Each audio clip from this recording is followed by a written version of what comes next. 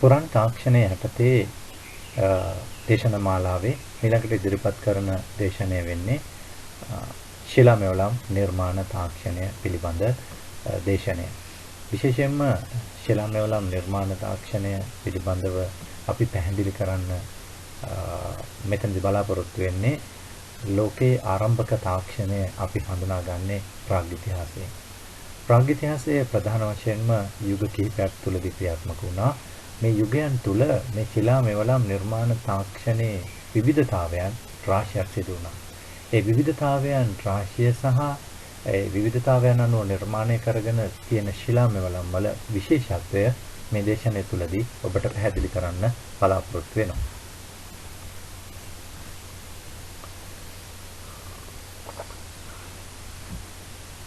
ඊගවට මම මේ ස්ලයිඩ් එකේදී පැහැදිලි කරන්න කැමති මෙතන සිට ශිලා පතුරක් හඳුනා ගැනීමේදී තියෙන ගුණාංග මොනවද කියන කාරණය.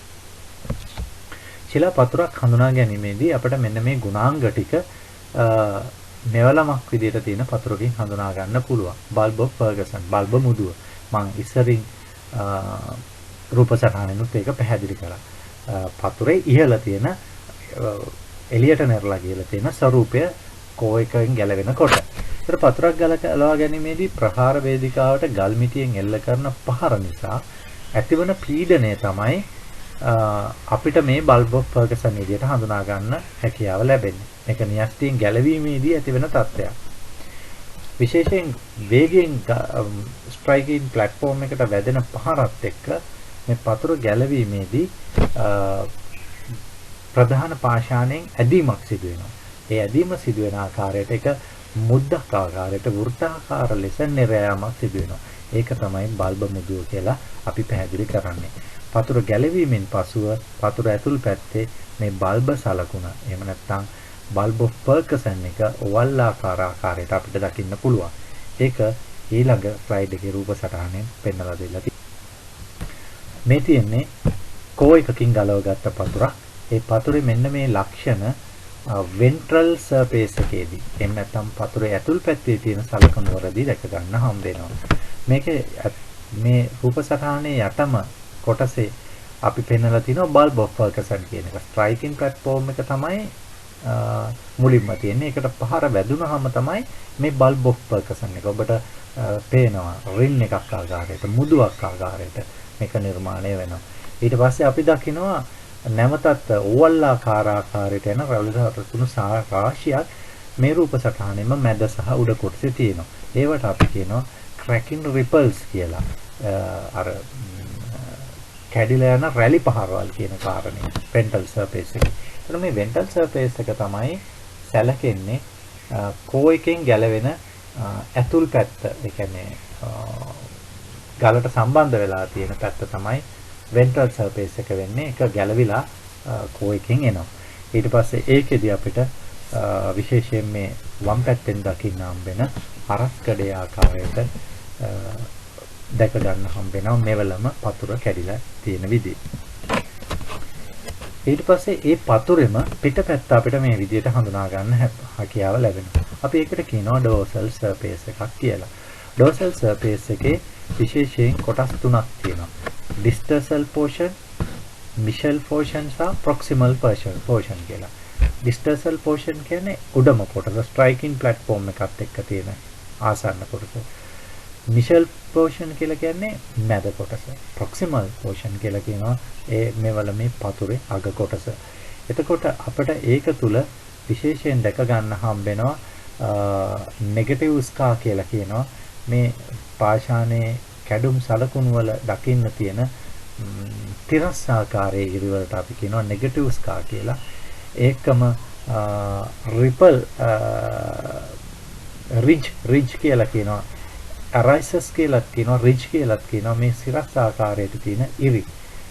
ඒවත් මේ පාෂාණයේ මෙවලමක් බවට කඩා ගැනීමේදී සකස් වෙන ඒවා. ඒකට රිජ් කියලා කියනවා. අරයිසස් කියලා කියනවා. මේ පිටපැත්තේ නැත්නම් ඩෝසල් සර්ෆේස් එකේ මෙන්න මේ වගේ ලක්ෂණ ශිලා මෙවලක් නම් අපිට දැක ගන්න හම්බෙනවා. ඊගවට රීටචින් ප්‍රතිපරාමර්ශය. ප්‍රතිපරාමර්ශය කියලා කියන්නේ ශිලා මෙවලමක් කඩාගත්තයින් පස්සේ පතුරක් කඩාගත්තයින් පස්සේ ඒක මෙවලමත් බවට කැපුම් දාර සකස් කරගන්න වෙනවා. ඒ කැපුම් දාර සකස් කර ගැනීමේදී විශේෂ ක්‍රියාවලියක් සිදු වෙනවා. ඒ තමයි තද අංග කොටසක් වගේ දෙයක් අරගෙන පීඩනය යොදලා මේ මෙවල මේ වටේම තියුණු දාර සකස් කර ගන්නවා. ඒ පීඩනය සකස් කර ගැනීමට අපි යොදා ගන්නා ප්‍රෙෂර් ප්ලේකින් කියන තාක්ෂණය පීඩනය ප්‍රෙෂර් ප්ලේකින් කියන තාක්ෂණයේ මේ මෙවලමේ අපට හඳුනා ගන්න හැකියාව ලැබෙනවා ඒ කඩාගත් දාර කොටස්. ඒකට තමයි අපි කියන්නේ රීටචින් කියලා. මේවා මේ කැපුම් දාර සකස් කරගන්න යොදන ක්‍රියාවලිය. ඒකට අංශක 45 සිට 90 දක්වා හැඩයට සිටින ලෙස ප්‍රෙෂර් ප්ලේකින් ක්‍රමයෙන් පීඩනය යොදලා මේ තියුණු දාර සකස් කර ගැනීමට මේ ප්‍රාග්යිතිහාසික මිනිසුන් ක්‍රියාත්මක වෙලා තියෙනවා. විශේෂයෙන් ගිනිගල්වල, තිරුවානාවල, කහඳවල එහෙමත් නැත්නම් අපි හඳුනා ගන්න ඔබ්සිඩියන් පාෂාණවල මෙවැනි ජ්‍යාමිතික හැඩයේ සුද්ධ ශිලා මෙවලම් වල මේ රීටච් එක පාවිච්චි කරලා එහෙම නැත්නම් ප්‍රෙෂර් ප්ලේකින් තාක්ෂණයේ ඩෝසල් සහ වෙන්ටල් සර්ෆේස් එකේ ඇතුළ සහ පිටපැත්තේ දාර සකස් කරගෙන කැපුම් දාර තියුණු විදිහට සකස් කර ගැනීම මේ වම් පැත්තේ දකින්න රූප සටහනේ ආකාරයට පෙන්වලා දෙන්න පුළුවන්. ඊගවට ගල්පට්තුරු කඩා ගැනීමේ තාක්ෂණය සඳහා යොදා ගන්නා ක්‍රමවේද කීපයකුත් තියෙනවා.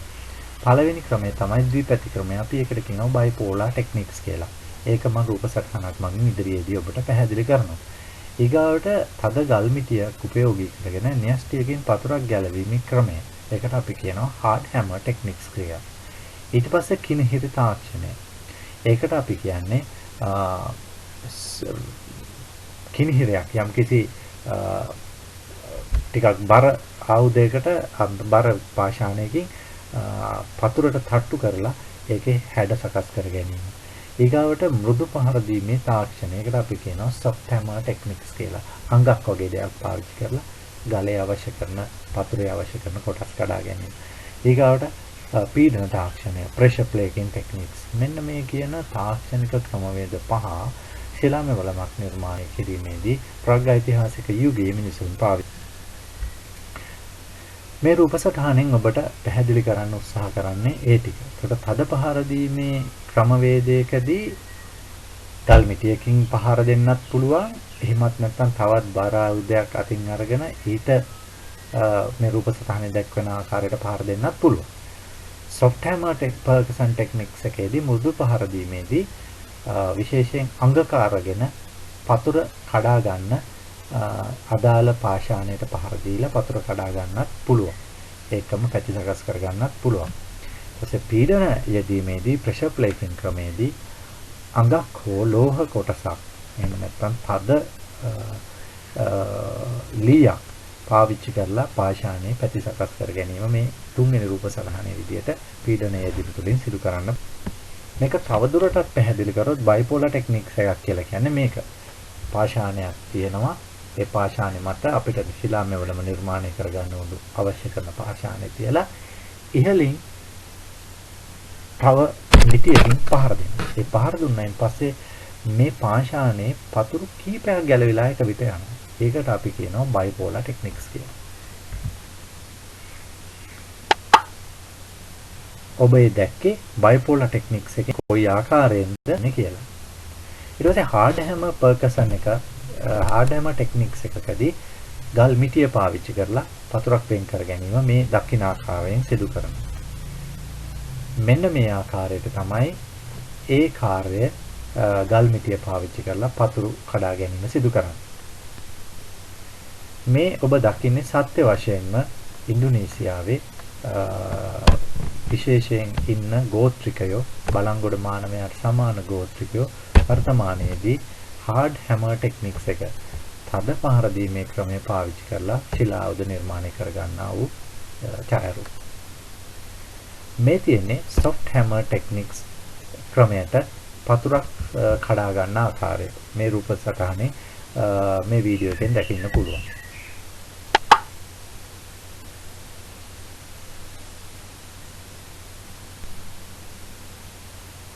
එතකොට මේ තියෙන්නේ soft hammer techniques එකට පතුරක් කඩා ගන්න විදිය අංගක් පාවිච්චි කරලා.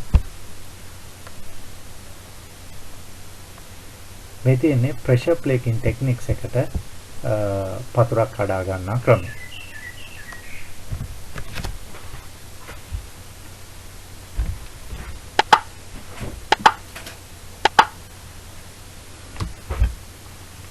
තර ශිලා පතුරක ගුණාංග පිළිබඳව මෙතන සිට මම ඔබට පැහැදිලි කරන්න කැමතියි. එතකොට මේ ශිලා පතුරක අපිට පැති දෙක තමයි අපිට මේ තියෙන්නේ. ventral surface එකයි dorsal surface එකයි. එතකොට වම් පැත්තේ තියෙන්නේ dorsal surface එක, දකුණු පැත්තේ තියෙන්නේ ventral surface එක. විශේෂයෙන්ම වම් පැත්තේ තියෙන පිට පැත්ත, දකුණු පැත්තේ තියෙන ඇතුල් පැත්ත. ඒකදී අපිට proximal end කියන කොටස දැක ගන්න පුළුවන්. concentric rings එහෙම නැත්නම් අර rally සලකුණු plaque ridge අපි මේ ridge එකක් ධාරයක් විදිහට හඳුන්වනවා. ඊට පස්සේ අවසන් කොටස distal end කියලා කියනවා. ඒ distal end එකත් එක්ක සමහර අවස්ථාවකදී අපි දැක ගන්නවා plaque star එක. එතකොට අපිට ඇතුල් පැත්තේදී විශේෂයෙන් දැක ගන්න හම්බ වෙනවා proximal end එක පාෂාණයේ ඉහළ කොටස පතුරේ. එතකොට පාෂාණය න්‍යෂ්ටියෙන් කඩාගත්තු ස්ට්‍රයිකින් ප්ලැට්ෆෝම් එක පැහැදිලිව හඳුනා ගන්න පුළුවන්. බල්බ් ඔෆ් ෆර්ගසන් එක එහෙම නැත්නම් අර මුදුවක් ආකාරයට නිර්මාණය වෙලා තියෙන නිරපු කොටස. ඊට පස්සේ පාෂාණයේ ඩිස්ටල් එන් අවසාන කොටස අපිට දැක ගන්න පුළුවන් එකම ශිලා පතුරේ ඇතුල් පැත්ත සහ පිට පැත්ත විදියට. මේ ශිලා පතුරු උපයෝගී කරගෙන නිර්මාණය කරලා තියෙන පාංශාල මෙවලම් පුරාවිද්‍යාඥයන් විසින් කොටස් කිහිපයකින් හඳුන්වනවා. අපි ඒකට කියනවා type of fracture කියලා, ශිලාපතුරු වර්ග. ඒ අතර හග් බෙලි පැල්ම අපි conchoidal fracture කියලා හඳුන්වනවා. වංගු පැල්ල bending fracture කියලා හඳුන්වනවා. කූඤ්ඤ පැල්ම wedging fracture කියලා හඳුන්වනවා. මේ පතුරු වර්ග තුනක් මූලික වශයෙන් ගන්න හැකියාව ලැබෙනවා. හග් බෙලි පැල්මක මූලික ලක්ෂණ තමයි මේ තියෙන්නේ. හග් බෙලි පැල්මක් අපි ගත්තාම මේ තියෙන්නේ පතුරේ ඇතුල් පැත්ත, න්‍යෂ්ටියෙන් ගැලවිලා ගිය පැත්ත. අපි කලින් පැහැදිලි කරා වගේ ස්ට්‍රයිකින් ප්ලැට්ෆෝම් එක, බල්බ් ඔෆ් පර්කසන් එක සහ ඒකේ අවසානයේ දක්වා වූ කොටස් මේ හග් බෙලි පැල්මක කොන්කොයිඩල් ෆ්‍රැක්චර් එකකදී ඒ හඳුනා ගන්න පුළුවන්. ඊට පස්සේ හග් බෙලි පැල්මක් අපි ගත්තාම ඒක අපිට මේ වගේ විස්තර කරන්න පුළුවන් වෙනවා. විශේෂයෙන්ම මේ උපසටහනේ වම් පැත්තේ තියෙන්නේ පතුරේ ඇතුල් පැත්ත න්‍යෂ්ටියෙන් ගලවාගත් කොටස. ඒක මම දැන් කීප අවස්ථාවකදී ඔබට පෙන්වලා දුන්නා. ස්ට්‍රයිකින් ප්ලැට්ෆෝම් එකක් පැහැදිලිව හඳුනා ගන්න පුළුවන්. ඒකත් එක්ක තියෙන පතුරේ උඩ කොටස අපි ප්‍රොක්සිමල් එන්ඩ් කියලා හඳුන්වනවා. ඒගාවට අපිට පැහැදිලි වෙන කාරණේ තමයි බල්බ් ඔෆ් පර්කසන් පතුරෙන් ගැලවිලා යද්දී නිර්මාණය වෙන මුදුව සහිත ලක්ෂණ. ඊට පස්සේ අපි මේ පතුරේ අග කොටස් left margin කියලා හඳුන්වනවා. අග තියෙන ඒවා ඒකම දකුණු පැත්තේ තියෙන එක right margin වෙනවා. මේ end එක අවසාන කොටස පතුරේ දෙපැත්තේ. ඊට පස්සේ අපි අවසානම කොටස කපාෂාණයෙන් ගලවිලා තියෙන termination කියලා distal end එකේදී හඳුනා ගන්නවා. ඒකම පතුරේ පිටපැත්ත අපි platform එක අර විදියටම තියෙනවා striking platform එක. ඊගවට අපි දකිනවා පතුර ගලවල යද්දී ඇතිවෙන ridges එහෙම නැත්නම් සිරස් ආකාරයට තියෙන දාර ridge කියලා කියන්නේ මේ දාර. එතකොට ඒකෙත් අපි right margin එක කියන්නේ පාෂාණයේ අවසාන දකුණු පස කොටස සහ left margin වම් පස කොටස.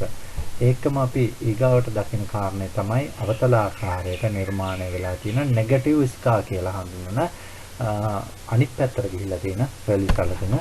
ඒකම සමහර විට මේ පාෂාණය පාවිච්චි කිරීමේදී එක පැත්තක් විතරක් රීටච් කරලා ප්‍රතිමා ස්පර්ශය මගින් පීඩනය යොදලා තියුණු දාර විදියට රීටච් විදියට සකස් කරලා තියෙනවා. ඒකට ventral fracture එකක ventral surface එක stone plaque එකක මේ ආකාරයට පැහැදිලිව හඳුනා ගන්න පුළුවන් ඇතුල් පැත්ත. ඊට පස්සේ dorsal fracture එක මේ ආකාරයට stone plaque එකක පිට පැත්ත අපිට හඳුනා ගන්න පුළුවන්. ඊගොට වංගු පැල්මක ලක්ෂණ ගත්තාම වංගු පැල්ම තරමක් හග් බෙලි පැල්මට වඩා වෙනස්. ඒකට ඒකෙදි විශේෂයෙන් අපි මෙතනදී පැහැදිලි කරොත් ඇතුල් පැත්ත ගත්තොත් ring crack එකක් තියෙනවා. ඒ කියන්නේ පීඩනය platform එකට striking platform එකට ගල්මැඩියෙන් පහර දීමේදී ඇතිවන ඊට පස්සේ ඒකේ අපිට හඳුනා ගන්න පුළුවන් පොඩ්ඩක් කැඩිලා ගිය සලකුණු cone of burst. එක්කම එතනින් ඇතුළට නිර්ලා කැඩිලා ගිහලා ඉරියුලර් ස්කා එකක් ගැලවිලා ගියපු තැන. ඊට පස්සේ අපි සිරස් ආකාරයේ තියෙන ෆිෂර්ස් දැක ගන්න පුළුවන්. ඊගාවට තිරස් ආකාරයේ තියෙන lateral margin එකයි composition waves කියන එකත් මේ පාෂාණයේ end එක එහෙම නැත්නම් අවසාන කොටස අපි lateral margin කියලා ගන්නවා. ඒකම සිරස් අතර ගිහිල්ලා තියෙන රැලි සලකුණු composition waves කියලා පුරා විද්‍යාඥයන් මේ ශිලාමය නිර්මාණය කරලා තියෙන අය විසින් හඳුනාගනු ලබනවා. ඒකේ අපිට හරස් කඩක් හරියට ගත්තොත් proximal end එකක් තියෙනවා, distal end එකක් තියෙනවා, bulb of Parkinson තියෙනවා, ventral surface එකක්, dorsal surface එකක් කියලා කොටස් මෙවලනේ හරස් හඳුනා ගන්න හැකියාව ලැබෙනවා. කුණ්‍ය පැල්මක් කියලා කියන්නේ විශේෂයෙන්ම පතුරු මෙවලම් නිර්මාණය කිරීමේදී පාවිච්චි කරන තාක්ෂණය. එතකොට මේකෙදි තමයි එක පාෂාණයකින් පතුරු රාශියක් නිර්මාණය කරගන්නේ කුණ්‍ය පැල්මකදී. එතකොට ඒකෙදි තමයි ඉතුරු වෙන්නේ විශාල කෝයි. එතකොට මේ පතුරු මෙවලම් නිර්මාණයේදී අර විදියටම ස්ට්‍රයිකින් ප්ලැට්ෆෝම් එකට ගහලා එකම පාෂාණය වටේටම පතුරු ගලවා ගැනීමක් සිදු වෙනවා. ගලවා ගන්නා පතුර කුණ්‍යක් ආකාරයට නිර්මාණය කරගන්න නිසා ඒක කුණ්‍ය පැල්ම විදියටත් මේ ඒ රූප සටහනෙන් එක පැහැදිලි වෙනවා. කොහොමද කුණ්‍යක් ආකාරයට නිර්මාණය වෙන්නේ කියලා. B එකෙනුත් පැහැදිලි වෙනවා. ඊට පස්සේ C එකෙනුත් පැහැදිලි වෙනවා. ඒක පතුර කුණ්‍යක් විදියට නිර්මාණය වෙන ආකාරය. ඊගාවට මම පැහැදිලි කරන්න කැමති මේ ආකාරයෙන් නිර්මාණය කරගෙන තියෙන ශිලාමය වර්ග මොනවද කියලා. මේකේ වම් පැත්තේ ඉඳලා මම විස්තර කරන රූප සටහන් 4න් තියෙන්නේ ට්‍රැන්ගට් පොයින්ට් කියලා උල්ලුපකරණයක් නිර්මාණය කරගෙන තියෙන ආකාරය ට්‍රැන්ගට් පොයින්ට් කියන එකෙන් තියෙනවා. ඊට පස්සේ පස්වෙනි එකෙන් අපිට තියෙනවා මයික්‍රෝබියුරින් අර මම පැහැදිලි කරා වගේ හැබිලිස් නිර්මාණය කරලා තියෙන බියුරින් එකක් මයික්‍රෝබියුරින් උඩ තියෙනවා. 6 වෙනි එකෙන් 5 වෙනි එකෙන් තියෙනවා මයික්‍රොලිතික් ශුද්ධ ශිලාමය වලම. 12 වෙනි රූප සටහනෙන් තියෙන්නේ බැක් බ්ලේඩ් කියන වර්ගයේ තලමය වලම. ඊගාවට අපි හඳුනා ගන්නවා අංක 13න් කෝ එකක් න්‍යෂ්ටියක්. ඒකම අංක 7න් අපි හඳුනා ගන්නවා හෑන්ඩ් ඇක්ස් එකක්. එහෙම නැත්නම් අත්පොරව. එතකොට අංක 14න් අපි හඳුනා ගන්නවා බියුරින් එකක්. අංක 15 වෙනුත් අපි හඳුනා ගන්නවා බියුරින් එකක්. අංක 8 සහ අංක 9න් අපි හඳුනා ගන්නවා ස්ක්‍රේපර් එකක්. ඒ ස්ක්‍රේපර් එකකදී සිවුරු මේවලම ඊගාවට අපි අංක 10න් හඳුනා ගන්නවා තැලුම් මෙවලම චොපර් ටූල් එකක්. එතකොට මෙන්න මේ ආකාරයේ මෙවලම් වර්ග රාශියක් මේ ප්‍රාග්යිතිහාසික යුගයේ විවිධ යුග ගන්න හැකියාව ලැබෙනවා.